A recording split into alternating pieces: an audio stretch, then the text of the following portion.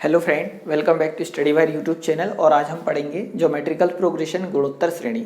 इससे पहले लेक्चर में हमने पढ़ा है समांतर श्रेणी या गुणोत्तर श्रेणी, और ये हम इसलिए पढ़ रहे हैं कि हमारा सिलेबस है 10th तक का। ठीक है, एमपी जेल प्रहरी हुआ, एमपी पुलिस हुआ, या फिर एमपी एसआई की बात कर ले, या फिर पटवारी का पेपर। ठीक है, नॉर्मली जो पेपर होते हैं तो उसमें 10th तक का सिलेबस है। और 10th क्लास में अब ये जुड़ चुका है 2018 के बाद। मतलब मेरा ये मानना है कि अगर 10th तक का सिलेबस है तो ये बिल्कुल पेपर में आने की संभावना 100% बनती है। ठीक है, समांतर श्रेणी और गुणोत्तर श्रेणी।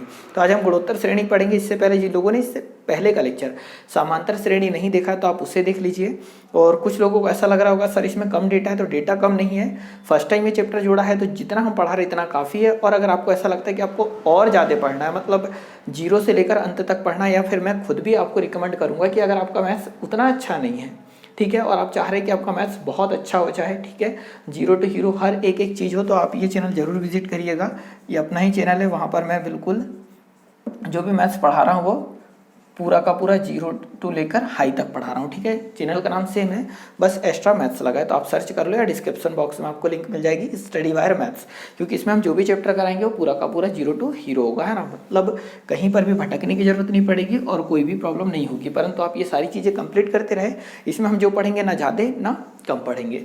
अब देखो, ज्योमेट्रिकल सीरीज हम किसको बोलते हैं, गुणोत्तर श्रेणी किसे बोलते हैं। तो अगर मैं यहाँ लिख दूँ एक, एक के बाद दो, दो के बाद चार, फिर 8, फिर 16 और फिर 32।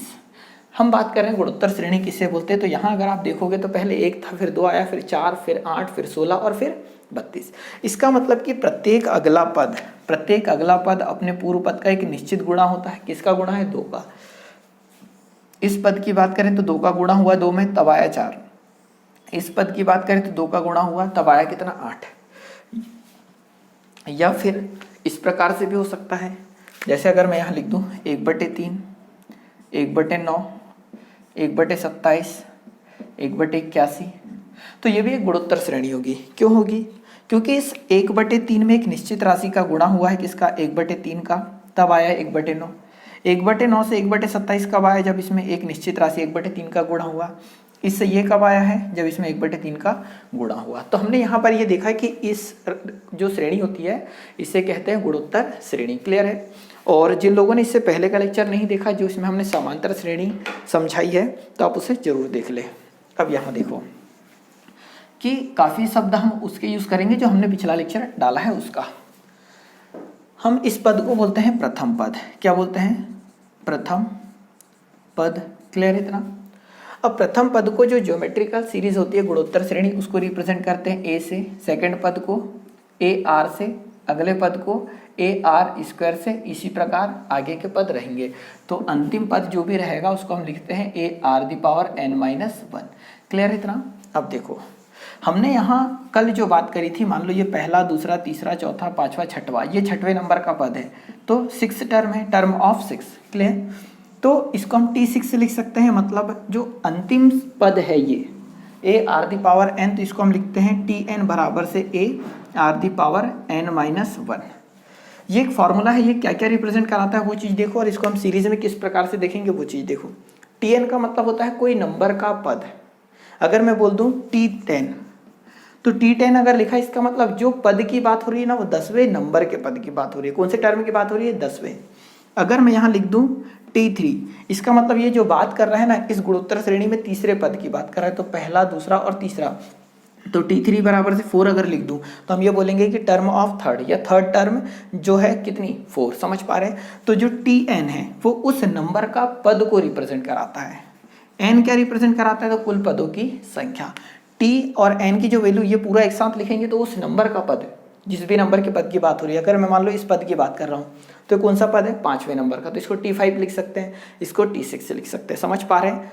अब देखो, n कुल पदों की संख्या को रिप्रेजेंट कराता है, कुल पदों की संख्या या टोटल नंबर ऑफ टर्म। किसको कौन रिप्रेजेंट करेगा? n। जो a है वो प्रथम पद को रिप्रेजेंट करता है, प्रथम पद को रिप्रेजेंट करता है। अब ये जो r है ये सार्व अनुपात होता है। ठीक है, जो r है वो सार्व अनुपात। अब देखो r का मान हम कैसे निकालेंगे? कभी भी जब r का मान हमें निकालना हो तो सार्व अनुपात का मतलब है, चीजें समझना, यहाँ एक छोटी सी कंडीशन में समझाना चाह रहा हूँ कि यदि मैं इस वाले पद में, 2 वाले पद में इससे पहले वाले का भाग दे दूं तो कितना आया 2, या मैंने ये पद लिया और इससे पहले वाले का भाग दे दूं, 8 में दे दिया 4 का भाग तो भी कितना आया 2, या मैंने ये पद लिया और इससे पहले वाले का भाग दे दिया, मतलब 4 में भाग दे दिया 2 का तो कितना आया 2, या ये पद लिया और इसमें इससे पहले वाले का भाग दे दिया 32 में भाग दे दिया 16 का तो कितना आया 2। तो यहाँ हम देख रहे हैं कि हर एक कंडीशन में कितना आ रहा है 2 आ रहा है। तो कहने का मतलब सार व अनुपात उसी चीज को रिप्रेजेंट करता है कि अगले पद में जस्ट उसके पिछले पद का जो भाग देते तो उससे किसकी वैल्यू निकलती है, आर की वैल्यू निकलती है। मतलब ये वो राशि है जिसका इसमें गुणा होकर अगला पद आया है। ठीक है, आर क्या रिप्रेजेंट करता है, आर एक ऐसी राशि है जो कि वो बताता है कि पिछली राशि में किसका गुणा होकर अगला पद आया है। क्लियर हो पा रहा है, मतलब 2 का ये 2 आ रहा है हर जगह, इसका ये मतलब है कि इन राशियों में 2 का गुणा करने पर हम अगला पद प्राप्त कर सकते हैं। तो आर का मान हमेशा और हमेशा लाते हैं, तो यहां मैं बोल सकता हूं कि द्वितीय पद, ठीक है, द्वितीय पद बटे प्रथम पद, या फिर हम लिख सकते हैं आगे, अगर मैं यहाँ तीसरा पद लिखता तो तीसरे में किसका भाग दे रहे होते, दूसरे का, या फिर अगर मैं यहाँ चौथा पद लिखता तो चौथे में किसका भाग दे रहे होते, तीसरे का। तो आर बराबर से क्या होता है, अगले पद में पिछले पद का भाग देना। क्लियर हो पा रहा है, तो आर की वैल्यू द्वितीय पद बटे प्रथम पद होती है। क्लियर हो पा रहा है, तो आपको यहाँ से क्या क्या लिखना है, एक ये फॉर्मूला उतार लो, एन क्या होता है ये पता होना चाहिए, ए क्या होता है ये पता होना चाहिए, आर क्या होता है सार व अनुपात होता है, आर की वैल्यू द्वितीय पद बटे प्रथम पद, तृतीय में दूसरे का या चौथे में तीसरे का भाग देंगे। आगे भी आप चीजें समझ गए होंगे। ठीक है, इतना आप उतारो, हम चलते हैं डायरेक्ट क्वेश्चन में। क्वेश्चन के थ्रू हम चीज़ों को ज़्यादा अच्छे समझा पाएंगे। बाकी आपको अगर पूरा पढ़ना है तो आपको मैंने बता दिया करना क्या है। ठीक है, अब देखिए, और हम इसमें सिर्फ और सिर्फ पेपर ओरिएंटेड पढ़ेंगे। कहने का तात्पर्य ये है कि एमपी के पेपर जो होंगे उसमें जितना आ सकता है, ठीक है, क्योंकि फर्स्ट टाइम रहेगा और आगे भी अगर जब भी पेपर हो तो इससे ज़्यादा लेवल नहीं आएगा जितना हम पढ़ा रहे हैं। क्लियर है, पहला क्वेश्चन इस प्रकार से हो जाएगा। क्वेश्चन नंबर फर्स्ट, श्रेणी 4, 8, 16 का 8वां पर पद ज्ञात कीजिए। क्लियर है, तो देखो क्वेश्चन बहुत छोटा सा आएगा, जो भी होगा तो इतना सा दिया। देखो श्रेणी 4, 8, 16 और आगे रहेगा का 8वां पद ज्ञात कीजिए। या तो ऐसा करके गुणा कर लो, इसमें 2 का गुणा हो रहा है, इसमें 2 का गुणा हो रहा है, तो आगे 2 का गुणा करते हुए 8वां पद ला सकते हैं। या फिर अभी हमने एक फॉर्मूला पढ़ा Tn बराबर से क्या होता है, a r the power n-1। किसके लिए, ये गुणोत्तर श्रेणी के लिए। अब 8वां पद याद करना मतलब n का मान कितना है 8, क्योंकि यहां से लेकर यहां तक कितने पदों की बात हो रही है 8, तो n का मान 8 आ गया, मतलब T8 का मान ज्ञात करना है, ये बोलना चाह रहा है। 8वां पद मतलब 8वें नंबर की टर्म, और 8वें नंबर की टर्म में T8 रिप्रेजेंट करेगा। तो हमने n का मान यहां से निकाला, हम जानते हैं कि t के साथ n रहता, तो n का मान कितना आ गया 8। तो 8वां पद ये T8 निकालना है। क्लियर हो पा रहा है, a का मान क्या होता है प्रथम पद, तो a का मान कितना है हमारे पास 4 है। क्लियर है, r का मान हम निकालते तो r का मान क्या होता है दूसरे पद में पहले का भाग देना है, तो 8 में 4 का भाग देंगे तो कितना आ जाएगा 2। फॉर्मूले में मान रख दो, क्या ये चीज समझ पा रहे हैं आप। T8 मतलब 8वें नंबर के पद की बात हो रही है। 2 a का मान कितना है हमारे पास 4 गुणा r का मान कितना है तो 2, n का मान कैसे आया क्योंकि ये Tn है, ठीक है, तो n का मान कितना आ गया 8, तो यहाँ r का मान 2, n की जगह जाएगा 8 माइनस 1, और आगे सॉल्व करेंगे तो 4 को लिख सकते हैं 2 का वर्ग गुणा 2 की घात कितना जाएगा 7, और आगे सॉल्व करेंगे तो 2 की घात 9 आ जाएगा T8, या फिर हम इसको लिख सकते हैं 2 की घात 9 मतलब कितना हो जाएगा 512। तो हम ये बोल सकते हैं कि 8वें नंबर का पद क्या होगा तो 512 होगा। क्लियर हो पा रहा है, अगले क्वेश्चन में चलते हैं। क्वेश्चन नंबर सेकंड, सिर्फ इतना करना होता है। अब देखो सेकंड क्वेश्चन हम कैसे करेंगे।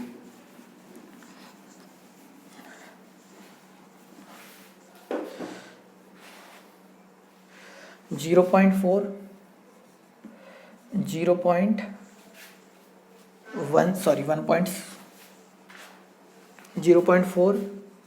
0.8 1.6 और का 7वां पद याद करना है।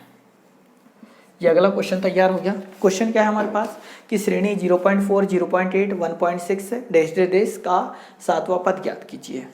फॉर्मूला क्या होता है हमारे पास Tn is equal to a r the power n-1, यही होता है।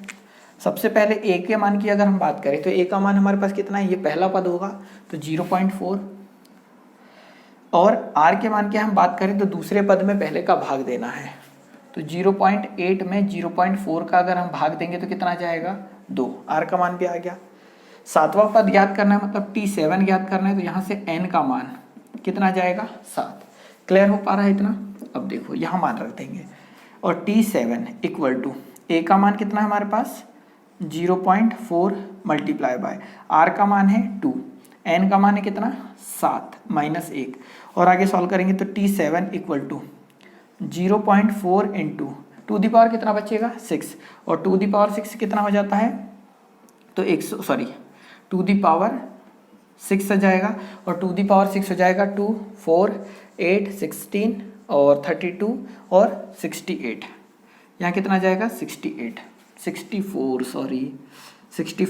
तो 2 की घात 6 कितना हो जाएगा 64, और 64 चौक कितना हो जाएगा 256, ये पॉइंट है तो यहाँ लग जाएगा पॉइंट, तो T7 नंबर का जो पद होगा वो कितना होगा तो 25.6 होगा। क्लियर हो पा रहा है? आप भी सॉल्व करेंगे तो इतना आएगा। मतलब अगर पेपर में इस प्रकार के क्वेश्चन आए छोटे छोटे तो आपको छोड़ना बिल्कुल भी नहीं है, और चीज़ें समझ में ना आए तो कम से कम 2 बार जरूर पढ़ना, और नोट्स बना रहे हो तो और अच्छी बात है। अगला क्वेश्चन देखते हैं। ठीक है, ये दोनों क्वेश्चन आप समझे होंगे। थर्ड क्वेश्चन आप कोशिश करिएगा कि आप जरूर इसे ट्राई कर पाएँ, पर लैंग्वेज में आपकी थोड़ी सी पकड़ चाहिए। क्वेश्चन नंबर 3,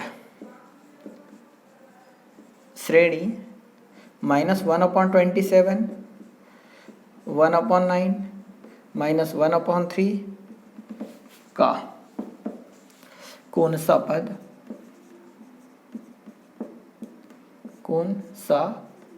पद, ठीक है, कौन सा पद 729 है। अब देखो ये क्वेश्चन है छोटा सा, और छोटा सा ही क्वेश्चन है, परंतु ये है कि आपके लैंग्वेज में अगर पकड़ हो तो आप ये चीज़ें सॉल्व कर पाओगे, अदरवाइज आपको दिक्कत होगी।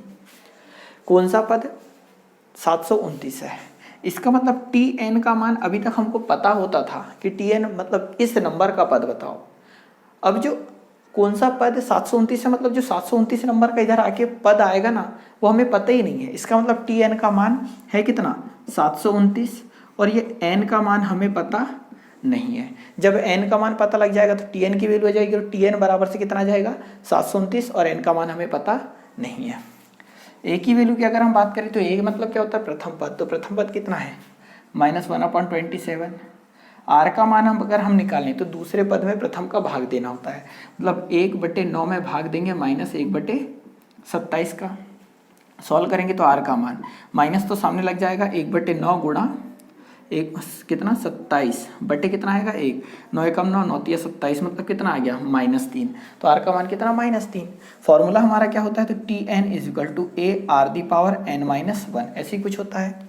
Tn का मान हमारे पास 729 दिया है, तो ये 729 हो जाएगा, बराबर से a का मान कितना है -1/27 है। देखो -1/27 है, 27 को हम लिख सकते हैं 3 दी पावर कितना 3, ऐसा कुछ लिख सकते हैं क्या a को। r का मान हमारे पास कितना -3 है, तो r का पास -3 r का मान हो जाएगा। n की वैल्यू हमारे पास कितनी है, तो n की वैल्यू हमें लाना है तो n-1। क्लियर इतना? अब आगे देखो 729 है, यहाँ पर 729 को हम लिख सकते हैं कितना 3 दी पावर 6। क्लियर इतना? अब देखो बराबर से यहाँ माइनस और माइनस का गुणा होगा तो क्या हो जाएगा प्लस। क्लियर है? माइनस और माइनस का गुणा प्लस हो जाएगा, तो ये बटे का 3 ऊपर आ जाएगा, सॉरी ये बटे का इधर काम आ जाएगा गुणे में, तो हम इसको लिख सकते हैं 3 दी पावर कितना 3, और ये माइनस माइनस प्लस, तो इधर कितना बचा 3 दी पावर बचा n-1। ठीक है, एक मिनट देख लो, यहाँ पर ये माइनस माइनस का गुणा नहीं होगा, समझना, क्योंकि ये पावर क्या होगी वो क्लियर नहीं है। तो हम करेंगे क्या, ये माइनस इधर आ जाएगा तो हम यहाँ माइनस लगा देंगे, मतलब ये पूरा का पूरा पार्ट जब इधर आएगा तो ये बटे की संख्या है 3 की घात 3, तो यहाँ जाएगा -3 की पावर कितना 3 आ जाएगा, बराबर से यहाँ कितना बचा है हमारे पास तो -3 दी पावर n-1। सॉल्व करेंगे तो आधार सामान्य घाते जुड़ जाएगी, तो -3 और पूरे दी पावर कितना हो जाएगा 6 और 3 9, बराबर से -3 दी पावर कितना है तो n-1। आधार सामान्य तो घाते बराबर होगी, और घाते जब बराबर होगी तो क्या हो जाएगा, 9 बराबर से हो जाएगा n माइनस वन इधर जाएगा तो 10 बराबर से क्या n, तो n का मान 10 आ गया। मीन्स हम इसको लिख सकते क्या, t10 बराबर से कितना 729, मतलब 10वां पद। ठीक है, 10वां पद कितना होगा 729 होगा, तो आंसर क्या आएगा 10वां पद। क्लियर है, तो आप इसे उतार सकते हैं। मैं अगला क्वेश्चन लिख रहा हूं यहाँ।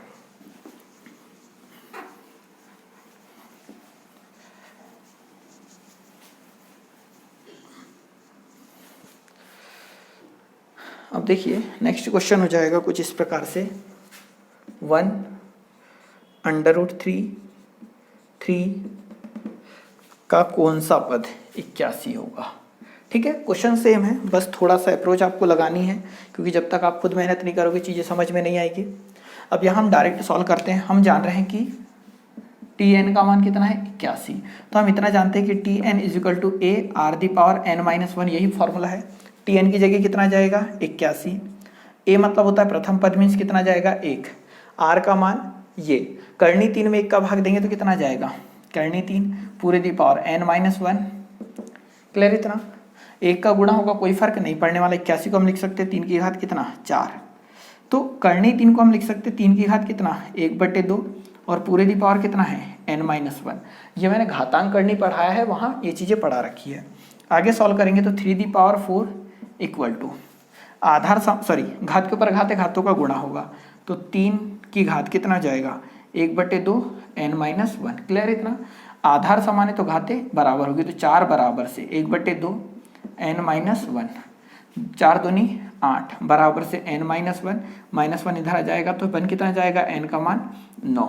तो n का मान 9 बनेगा, मतलब ये T9 था, तो T9वां पद कितना होगा 81। इसका मतलब आंसर कौन सा पद पूछा है, तो कौन सा पद 81 होगा, तो कौन सा 9वां पद क्या होगा 81 होगा, तो आंसर आएगा 9। ठीक है, तो आप इसे उतार सकते हैं। अगले क्वेश्चन की ओर चलते हैं।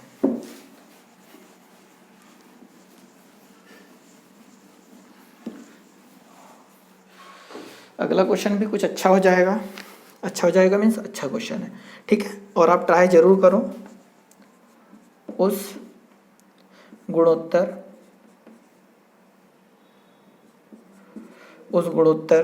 श्रेणी का सार्वनुपात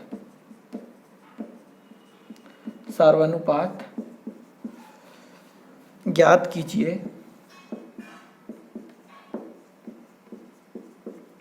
कीजिए जिसका पांचवा पद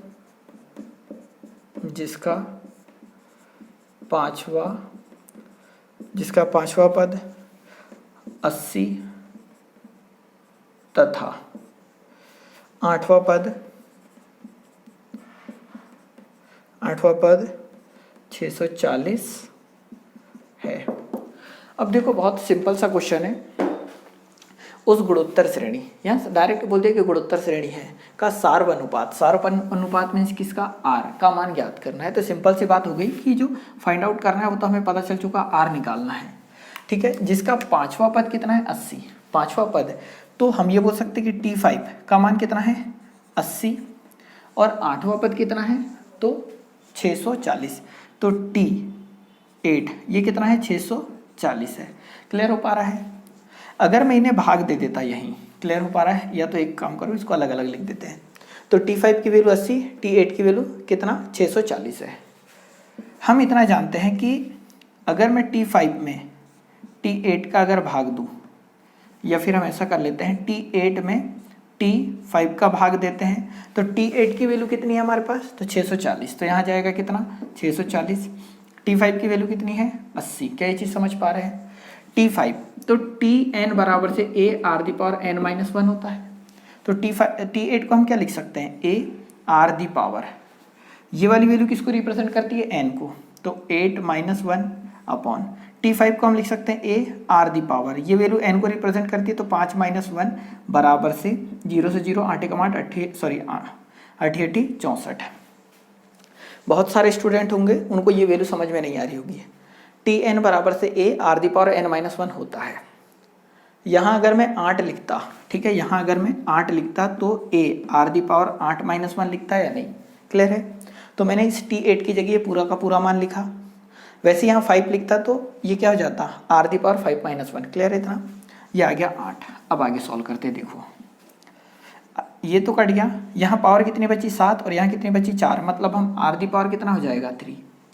r⁵ यहाँ 7 है, यहाँ कितनी है 4, तो 4 ऊपर जाएगी तो 4 घटेगी, तो r⁵ बराबर से कितना है 8, और 8 को हम लिख सकते हैं 2 की घात कितना 3। तो पावर क्या है बराबर, तो r का मान कितना आ गया 2, और पूछा भी क्या था r का मान, तो r का मान आ जाएगा 2। मतलब इस प्रकार से हम r का मान निकाल सकते हैं ना। ये जनरली क्वेश्चन हो गए जो हमारे पेपर में आ सकते हैं, क्योंकि एमपी का कोई भी पेपर है वो उतना टफ नहीं होता है। ये हो सकता है कि हमारा लेवल उस लायक नहीं है, ठीक है, मतलब जो भी स्टूडेंट बैठ रहा है पेपर देने उनका गणित का लेवल उतना अच्छा नहीं, इसलिए उनको ऐसा लगता है कि मैथ्स टफ आ रही है। बाकी मैथ्स सबसे 3rd क्लास अगर मैं बोलूँ अपनी लैंग्वेज में तो एमपी के एक पेपरों में आती है ना। हो सकता है 1-2 क्वेश्चन आ जाए, बाकी ज़्यादा टफ नहीं है। अब आगे देखिए, ठीक है, पर ये सारी चीज़ें आप याद रखना। अब हम आगे थोड़ी सी आगे बढ़ रही चीज़ें। अभी तक हमने सिर्फ और सिर्फ इसमें बात करी कि Tn बराबर से a r⁻n-1, ये सिर्फ और सिर्फ उन नंबर का पद या r का मान निकालना, n का मान निकालना, a के मान तक सीमित है। तो जिस प्रकार समांतर श्रेणी का योग होता है, क्या उस प्रकार गुणोत्तर श्रेणी का योग नहीं होता होगा, तो बिल्कुल होता है। तो गुणोत्तर श्रेणी का जो योग है, ठीक है, योग की अगर हम बात करें कि गुणोत्तर श्रेणी है उसका योग, तो Sn।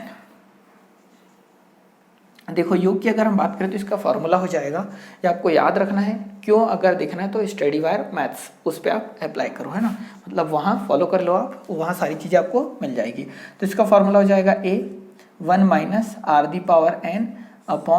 r⁻n/1 - r, ठीक है। या तो एक ये फॉर्मूला होगा, या योग का एक दूसरा फॉर्मूला होता है यहीं पर a r⁻n-1/r-1।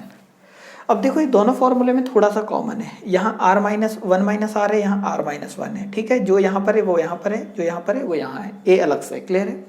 ये भी गुणोत्तर श्रेणी के योग का फॉर्मूला, ये भी गुणोत्तर श्रेणी के योग का फॉर्मूला, पर इसे कब लगाना है, जब r का जो मान है, ठीक है, जब r की वैल्यू यहाँ पर आ जाए, छोटी आ जाए किससे, 1 से। तो 1 से अगर छोटा जाए r का मान तो ये वाली वैल्यू लगाओगे आप, ये फॉर्मूला लगाओगे। और r का मान जब बड़ा हो जाए किससे, 1 से, तो आप ये वाला फॉर्मूला लगाओगे। क्लियर हो पा रहा है। मतलब r का मान जब अगर छोटा हो तो 1 में से r घटाओगे, क्योंकि r का मान 1 से छोटा है तो 1 में से r घट सकता है, क्लियर है। और r का मान 1 से अगर बड़ा आ जाए तो तब r में से 1 घटाओगे, मतलब r-1 तो r⁻n-1। तो ये दोनों फॉर्मूले आप उतार सकते हैं, ये भी योग का फॉर्मूला है, ये भी योग का फॉर्मूला है, दोनों की अलग अलग कंडीशन है, कब लगाएंगे हम क्वेश्चन के साथ ये चीज़ें देखते हैं। पर मैंने ये बता दिया कि 1 - r का मान जैसे ही निकालोगे आपको समझ में आ जाएगा, हमेशा और हमेशा यहाँ पर पॉजिटिव वैल्यू आएगी, क्लियर है। तो हम r का मान अगर छोटा आ रहा है तो 1 में से r घटा देंगे, r का मान अगर बड़ा आ रहा है तो r में से 1 घटाएंगे, ठीक है। ऐसे करके आप याद रख सकते हैं। तो हम देखते हैं, डायरेक्ट क्वेश्चन पे आते हैं। और अगर आपको क्वेश्चन इसके ना मिले तो जो टेलीग्राम ग्रुप है अपना, स्टडी वायर के नाम से सर्च करिएगा, स्टडी वायर के नाम से टेलीग्राम ग्रुप या फेसबुक ग्रुप आप वो ज्वाइन कर लेना, है ना, वहाँ आपको ये क्वेश्चन मिल जाएंगे। अगला देखो क्वेश्चन ये इस प्रकार से योग का कि श्रेणी 1 + 2 + 4 + k 10 पदों का योगफल ज्ञात कीजिए। योगफल ज्ञात कीजिए, है ना, या ज्ञात करो, ये क्वेश्चन हो जाएगा। अब सबसे पहले हमारे पास 2 फॉर्मूले थे, ठीक है। Sum of n term equal to a 1 - r⁻n/1 - r, और एक Sn इक्वल टू था a r⁻n-1/r-1। ये कब लगता है, जब r का मान 1 से छोटा, और ये कब लगता है, जब r का मान 1 से बड़ा हो। अब यहाँ आती है कि कौन सा फॉर्मूला लगाए, तो जब भी योग की बात आती है गुणोत्तर श्रेणी में तो आप r का मान निकालोगे, ठीक है। और r का मान कैसे निकालते हैं आप जानते हैं, दूसरे पद में पहले का भाग देना होता है, तो 2 में 1 का क्या करेंगे, भाग देंगे। 2 में 1 का भाग देंगे तो आया 2, तो r का मान कितना आ गया 2। और मैंने बोला जब r का मान 1 से बड़ा हो जाए तो ये फॉर्मूला लगेगा, r का मान 1 से बड़ा हो जाए तो ये फॉर्मूला। तो sum of n equal to a r⁻n-1/r-1। a का मान आपको पता है, ये वैल्यू किसकी हो जाएगी, a की, क्लियर है। आर का मान भी है हमारे पास, एन का मान, 10 पदों का योग चाहिए तो एन का मान कितना आ गया 10, 10 पदों का योग चाहिए तो एन का मान आ गया 10, यहाँ मान रख दो। तो देखो एस 10 मतलब 10 पदों का योग। ए का मान कितना है हमारे पास 1 गुणा, आर का मान कितना है हमारे पास 2, एन का मान कितना है अपने पास 10 माइनस 1 अपॉन 2 में से 1 घटाएंगे तो 1 बचेगा। फाइनली देखो ये तो 1 है, 2 में से 1 घटाएंगे 1 बटेगा, 1 कोई काम का नहीं, तो 2 की घात 10 कितना होता है 10 24, तो 10 24 माइनस 1, फाइनली आंसर आ जाएगा 10 23। ठीक है, ये होगा आंसर। कैसे हुआ देखो, 1 का गुणा करेंगे कोई फर्क नहीं पड़ने वाला तो ये मिटा दिया मैंने, 2 में से 1 घटाएंगे तो बचेगा 1, इसकी जरूरत नहीं है, सिर्फ इतना बचा। 2 की घात 10, 10 24 होता है माइनस 1 तो 10 23, फाइनली क्या हो जाएगा योग हो जाएगा, इसका आंसर हो जाएगा। ठीक है, आप इसे उतार सकते हैं। अगला क्वेश्चन देखते हैं।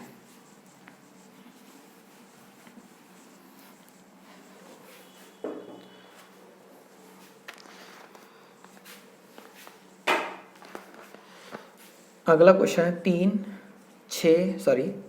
3 प्लस 6 प्लस 12 के 7 पदों का योगफल ज्ञात कीजिए। क्लियर है इतना? अब देखो, सबसे पहले मैंने बोला कि इस प्रकार के क्वेश्चनों में आर का मान निकालना होता है, तो आर बराबर से 6/3 होगा, दूसरे पद में पहले का भाग देंगे तो कितना आ गया 2, तो आर का मान बड़ा है, मीन्स योग का फॉर्मूला ये वाला लगेगा। तो S7 लिखा, S7 मतलब 7 पदों का योग, बराबर से क्या होता है a आर की घात n-1 अपॉन r-1। तो a का मान कितना है हमारे पास, ये a का मान होता है कितना 3, r का मान कितना है 2, घात कितनी 7 -1 बटे में 2 -1। क्या ये चीज़ समझ पा रहे हैं आप?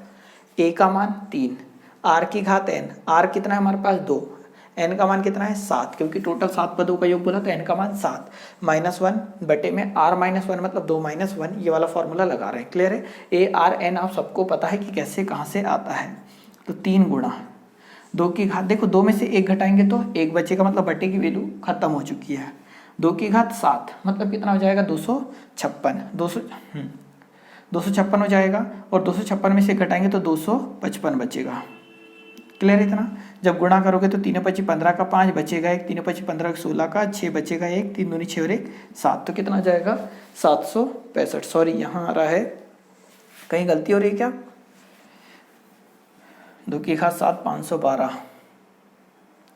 एक मिनट इसका आप कैलकुलेशन कर लीजिएगा, इसका समथिंग मैंने आंसर लिख रखा है 381। ठीक है, कितना आएगा समथिंग 381 आएगा, बाकी आप कैलकुलेशन कर लेना, कैसे होना है वो तो मैंने आपको बता दिया। क्लियर है? अगले क्वेश्चन पे चलते हैं। हो जाता है कभी कभी कैलकुलेशन में, और यहाँ ये है कि वीडियो में आपको सारी चीज़ें बतानी होती है, इसलिए हम आगे बढ़ रहे हैं। अगला देख रहे हैं, श्रेणी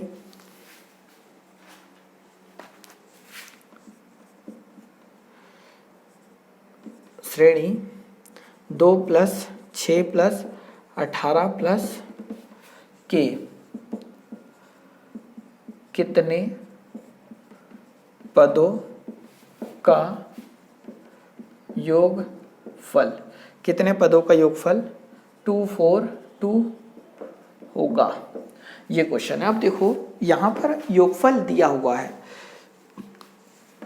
ए का मान दिया हुआ है 2, आर का मान निकालेंगे तो 6/2 मतलब कितना 3, कितने पदों का योगफल 242 है, मतलब योगफल दिया है, किसका मान है SN बराबर से कितना है 242। क्या आप ये चीज़ समझ पा रहे हैं ये वैल्यू कहाँ से आ रही है? आर का मान 3 है, मतलब ये वाला फॉर्मूला लगाएंगे तो कितने पद बोला है, मतलब निकालना क्या पदों की संख्या, मतलब n का मान निकालना है। क्लियर इतना? तो ये वाला फॉर्मूला अप्लाई करेंगे हम, तो SN की जगह मैं डायरेक्ट लिख दूँ कितना 242 बराबर से ए का मान कितना है हमारे पास 2, तो यहाँ 2 लिख दूँ, आर का मान कितना है 3, तो 3 की घात n-1 ऐसी कुछ होगा, और बटे में 3 - 1, क्योंकि आर का मान कितना है 3। क्लियर हो पा रहा है? ये ए का मान है, ये आर का मान है, एन का मान नहीं पता -1, और यहाँ r-1। आगे सॉल्व करेंगे तो देखो 2 एकम 2, 1 मिनट, 3 में से घटाएंगे 2, 2 से 2 कट गया। क्लियर है? ये माइनस का 1 इधर का में जाएगा, प्लस का, तो ये कितना हो जाएगा 243 हो जाएगा, बराबर से 3 की घात कितना बचा n। समझ पा रहे होंगे, 2 से 2 कटा, ये ऐसा कुछ हो जाएगा 243, 3 की घात कितना होता है, तो 3 की घात होता है ये 6। ठीक है, 3 की घात 243 है, देखो 81 4, 3 एकम 3, 3 त्रिका 9, 9 तिया 27, 27 से 81 और 81 तिया हो जाएगा 243, मतलब 3 की घात कितना हो जाएगा 5 बराबर से 3 की घात कितना n, और कुल पदों की संख्या पूछा था तो n का मान कितना जाएगा 5, मतलब कितने पदों का योगफल 242 होगा तो कितने पदों का 5 पदों का, तो फाइनली आंसर कितना आएगा 5 आएगा। समझ पा रहे हैं आप। अगला क्वेश्चन देखते हैं। देखो थोड़ी सी प्रैक्टिस कर लीजिएगा, प्रैक्टिस जरूरी है, बनेगी तो सारी चीज़ें पेपर में। एक क्वेश्चन और इसी प्रकार का देख लेते हैं ना, क्या है कि आप भी एक बार प्रैक्टिस कर लो और वीडियो रोक के एक बार ट्राई जरूर करना आप भी। 1 + 2 + 4 + 8 कितने पदों का योगफल 10 23 होगा। ठीक है, ये क्वेश्चन हो गया। यहाँ पर देखो योगफल दिया हुआ है, योगफल दिया हुआ है मीन्स एस एन बराबर से दिया है 10 23, ए का मान दिया है कितना 1, आर का मान दिया है 2 में 1 का भाग देंगे तो 2 आएगा। क्लियर है, मतलब फॉर्मूला जो लगेगा वो एस एन बराबर से a r the power n - 1 upon r - 1, क्योंकि r का मान 1 से क्या है बड़ा है। एस एन का मान हमारे पास दिया है 10 23, ए का मान कितना दिया है 1, आर का मान पता है क्या, हाँ 2 की घात n - 1 और बटे में r का मान है 2 में से 1 घटाएंगे। आगे सॉल्व करोगे तो 2 में से 1 घटाओगे 1, मतलब इस 1 का भी मतलब नहीं, इसका भी मतलब नहीं है, तो माइनस का वन इधर काय में आएगा प्लस में, तो ये हो जाएगा कितना 10 24 बराबर से 2 की घात n। 10 24 को लिख सकते हैं 2 की घात 10 बराबर से 2 दी पावर n, तो n का मान कितना आ गया 10 आ गया। तो कितने पदों का योगफल पूछा है तो 10 पदों का योगफल होगा कितना 10 23। क्लियर हो पा रहा है इस सीरीज का, तो ऐसा कुछ हम इसे सॉल्व करेंगे। आगे और देख लेते हैं। अब देखो अगर क्वेश्चन योग से आए, पदों की संख्या से आए, पदों की संख्या निकालने को आए, अनुपात निकालने को आए, तो आप सारी चीजें कर लोगे जितना मैंने पढ़ा है उसके अनुसार। अब यहाँ पर गुणोत्तर श्रेणी में एक अनंत पदों की श्रेणी होती है। ठीक है, अनंत पद, अनंत पद किस प्रकार से होंगे वो देखो, यहाँ लिख दो 1/2, 1/4, 1/8, 1/16, ये धीरे धीरे बटे की वैल्यू क्या होती जाएगी कम, तो यहाँ पर हम इसको बोलते हैं अनंत प्रकार की श्रेणी। ठीक है, और इस प्रकार की श्रेणी का अगर योग निकालने की जब बात आए तो एस इन्फिनाइट मतलब sum of n term, infinite term है, तो एस इन्फिनाइट बराबर से a/1 - r, ये फॉर्मूला होता है किसका, अनंत पदों का योगफल का फॉर्मूला होता है a/1 - r, और ये मोस्ट इंपॉर्टेंट है, आप चाहो तो मोस्ट डाल के लिख सकते हैं, इससे क्वेश्चन पेपर में बनते हैं। क्लियर हो पा रहा है, तो आप इसे उतार लो। अब मैं डायरेक्ट आ रहा हूं क्वेश्चन पे।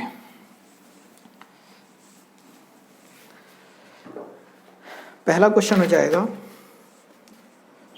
1 + 1/2 + 1/4 + 1/8 और के अनंत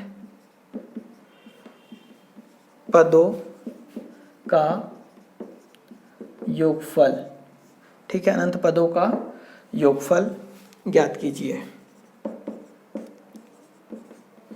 और जो हम हिंदी लिखते हैं उस पर बिल्कुल फोकस मत किया करो, क्योंकि पढ़ा रहे हैं मैथ्स, तो अंकों पे फोकस करो, है ना। योगफल ज्ञात कीजिए। अब ये देखो अनंत पद डायरेक्ट बोल दिया, तो अनंत पदों का जो फॉर्मूला होता है, तो फॉर्मूला क्या होता है एस इन्फिनाइट = a/1 - r, मतलब सिर्फ दो चीज़ों की जरूरत है, एक a की, तो a का मान है 1, r की जरूरत है तो दूसरे पद में पहले का भाग देंगे, तो 1/2 में भाग देंगे किसका 1 का, तो फाइनली आएगा कितना 1/2। तो अनंत पदों का योगफल एस इन्फिनाइट = a का मान हमारे पास कितना आ गया 1, तो यहाँ लिख देंगे 1 1 - r का मान कितना है 1/2, यहाँ जाएगा 1/2। आगे सॉल्व करेंगे तो 1/2, 1 कम 2, तो 2 - 1 बट्टे में कितना 2, फाइनली सॉल्व करेंगे तो कितना जाएगा 2, तो कुल पदों का योगफल कितना आ गया 2 आ गया। ठीक है, तो आप इसे उतार सकते हैं, मोस्ट IMP है इस प्रकार के क्वेश्चन और ये फॉर्मूला। आगे देखो एक क्वेश्चन और इसका कर लेते हैं अपन। और ऐसा नहीं कि ये चैप्टर सिर्फ इतना ही है, ये चैप्टर इतना बड़ा है कि कम से कम 15 दिन इसे पढ़ाया जा सकता है, पर हम उतना ही पढ़ रहे हैं जो हमारे पेपर के लिए आ सकता है या आने की संभावनाएं हैं, परंतु पेपर में इसलिए आने की पूरी संभावनाएं हैं क्योंकि ये फर्स्ट टाइम हमारे सिलेबस में जुड़ा है। अगला क्वेश्चन ये है 1 - 1/3 + 1/9 - 1/27 और डेढ़ अनंत पदों का योगफल ज्ञात कीजिए। फॉर्मूला आपको पता है, a का मान निकालेंगे 1, r का मान निकालेंगे तो दूसरे पद में मतलब -1/3 में 1 का भाग देंगे, तो आएगा कितना, -1/3, ये आर का मान आ गया, ए का मान है, आर का मान है। तो अनंत पदों के योगफल का फॉर्मूला क्या होता है, a/1 - r। सॉल्व करेंगे तो a का मान कितना है हमारे पास, 1, 1 माइनस r का मान कितना, -1/3। और आगे सॉल्व करेंगे तो 1 में माइनस माइनस प्लस, तो 1 + 1/3, 3 एकम 3 और 1 4। तो हम ये बोल सकते हैं फाइनली सॉल्व करोगे तो कितना आएगा, अनंत पदों का योगफल 3/4 आएगा। ठीक है, तो इस लेक्चर में इतना ही। टेलीग्राम ग्रुप ज्वाइन कर लेना, तो वहाँ पर क्या होगा, इससे रिलेटेड मैं क्वेश्चन सेंड कर दूंगा, तो आप उसे देख सकते हैं स्टडी वायर के नाम से। और लेक्चर अच्छा लगा तो इसे लाइक कर दो, शेयर कर दो। ठीक है, अगला चैप्टर हम कल पढ़ेंगे। वीडियो देखने के लिए बहुत बहुत धन्यवाद। जय हिंद, जय भारत।